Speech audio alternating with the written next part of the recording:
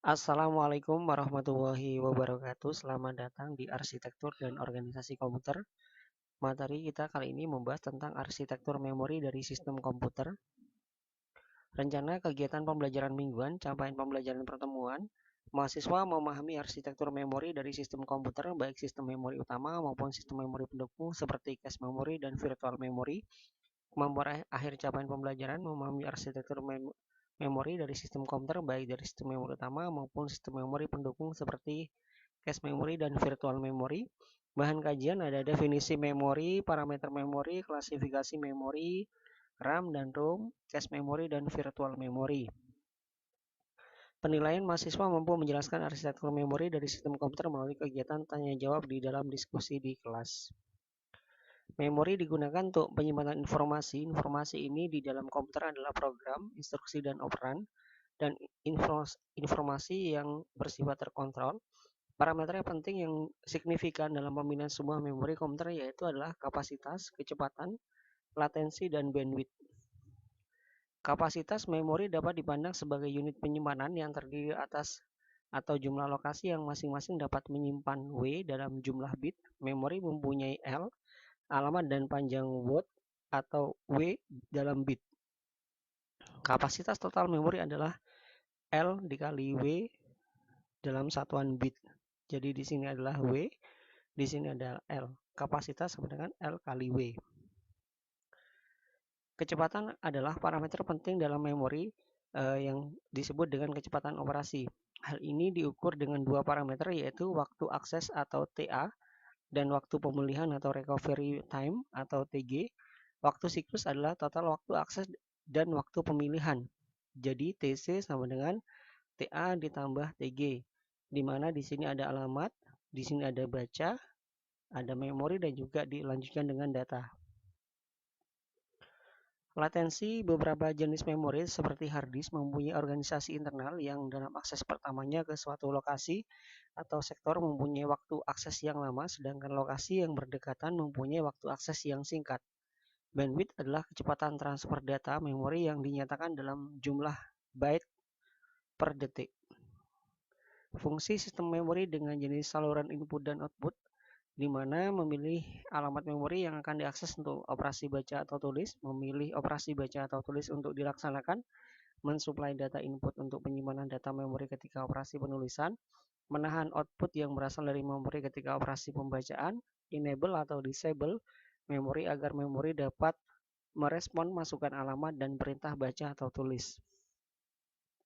Berikut ada contoh soal mengenai memori, di mana sebuah memori mempunyai kapasitas 4K kali 8, berapa banyak saluran masukan data dan koran yang dimiliki, berapa banyak saluran alamat yang dimiliki, berapa kapasitas dalam byte. Solusinya adalah masing-masing 8 bit karena ukuran word adalah 8, memori menyimpan 4K, jadi 4 dikali 1024 sama dengan 4096 word. Jadi terdapat 4096 alamat memori karena itu 4096 sama dengan 2 pangkat 12 yang artinya memerlukan saluran alamat sebanyak 12 bit yang dapat mengamati salah satu lokasi alamat dari 4096 lokasi. 8 bit adalah 1 byte. Jadi kapasitas memori adalah 4096 byte. Berikut adalah klasifikasi memori di mana di sini ada memori, ada fungsi. Di dalam fungsi itu ada memori utama, ada memori sekunder, ada memori cache, ada memori virtual. Memori juga ada teknologinya di mana di sini ada memori magnetic bubble, ada memori semiconductor, ada memori core, ada memori optik.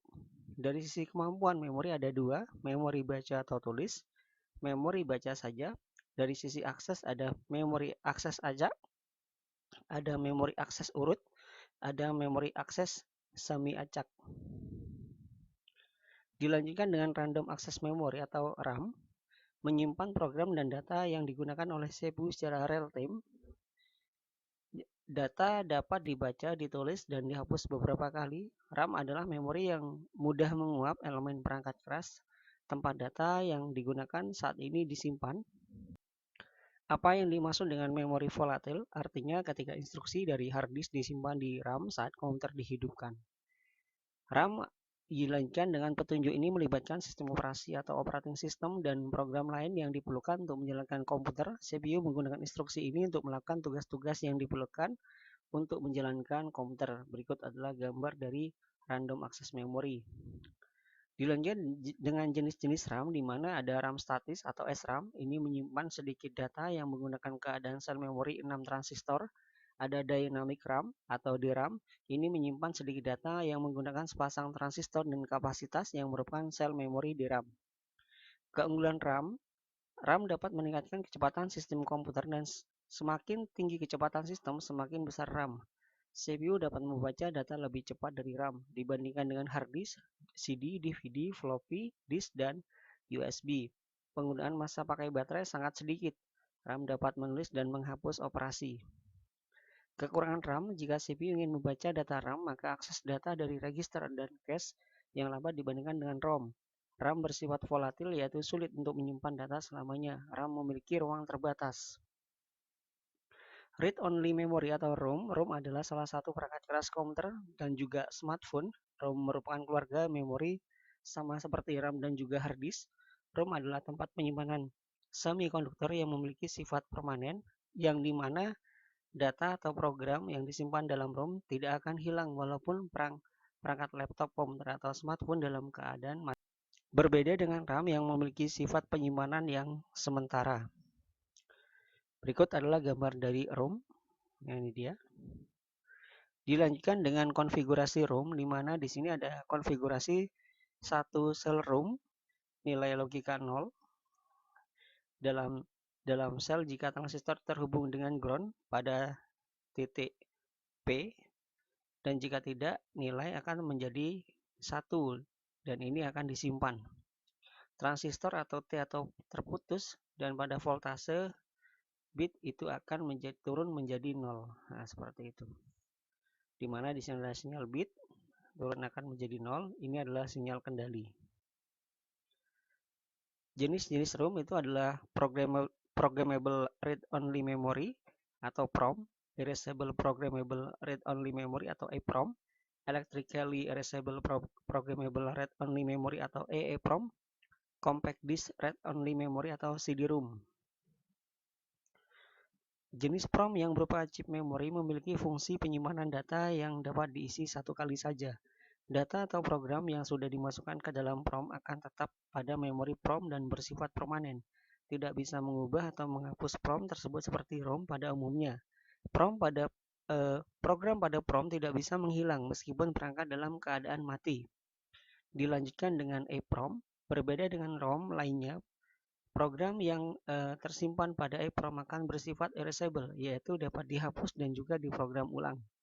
Adapun menurut pengisian program EPROM dibagi menjadi dua, yaitu ada UV EPROM atau Ultraviolet EPROM, yang dimana bisa menghapus data yang berada di memori harus menggunakan sinyal ultraviolet, dan EEPROM atau Electrical EPROM, yang dimana menghapus programnya menggunakan aliran listrik.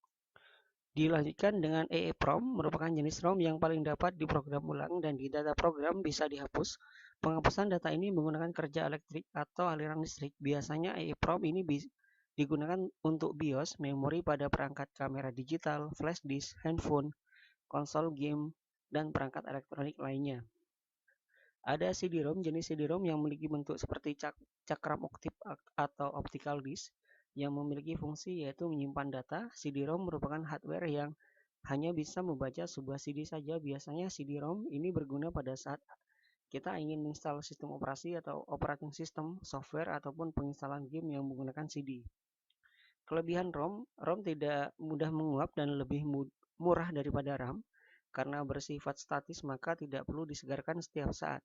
Sirkuitnya sederhana dan ROM lebih cepat dapat diandalkan daripada RAM.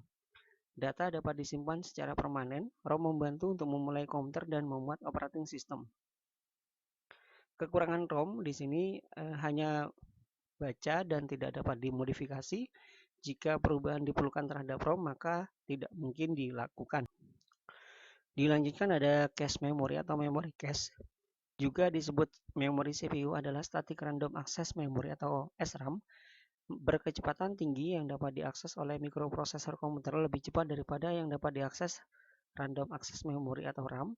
Memori ini biasanya terintegrasi langsung ke dalam chip CPU atau ditempatkan pada chip terpisah yang memiliki interkoneksi bus yang terpisah dengan CPU. Ada virtual memory adalah suatu teknik yang memisahkan antara memori logis dan memori fisiknya. Memori logis merupakan kumpulan keseluruhan halaman dari suatu program. Tanpa memori virtual, memori logis akan langsung dibawa ke memori fisik atau memori utama. Di sinilah memori virtual melakukan pemisahan dengan menaruh memori logis ke secondary storage atau di sekunder dan hanya membawa halaman yang diperlukan ke memori utama atau memori fisik.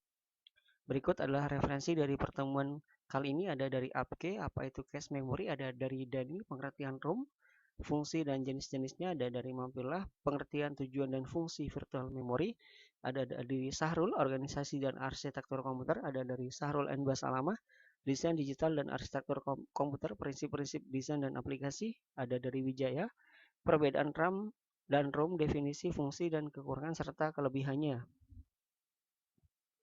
Sekian, terima kasih. Sampai jumpa pada pertemuan yang akan datang. Wabillahi taufiq wal hidayah. Wassalamualaikum warahmatullahi wabarakatuh.